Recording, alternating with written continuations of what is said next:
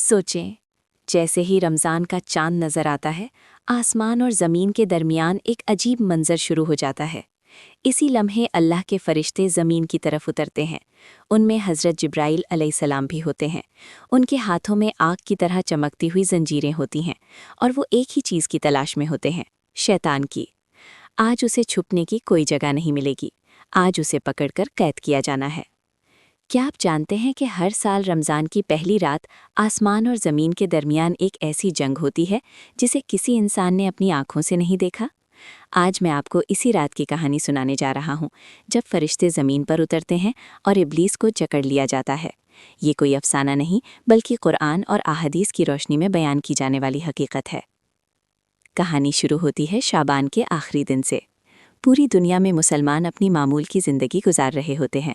کوئی دفتر جا رہا ہے، کوئی گھر میں مصروف ہے، اور کوئی بازار میں خریداری کر رہا ہے۔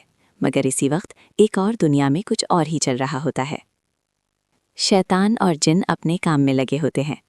ہر انسان کے ساتھ ایک قرین ہوتا ہے، ایک شیطان جو ہمیشہ اس کے ساتھ رہتا ہے۔ وہ اس کے دل میں وسوسے ڈالتا ہے اور اسے گناہ کی طرف مائل کرتا ہے۔ ایک انسان سوچتا ہے، کل سے میں باقاعدگی سے مسجد جایا کروں گا۔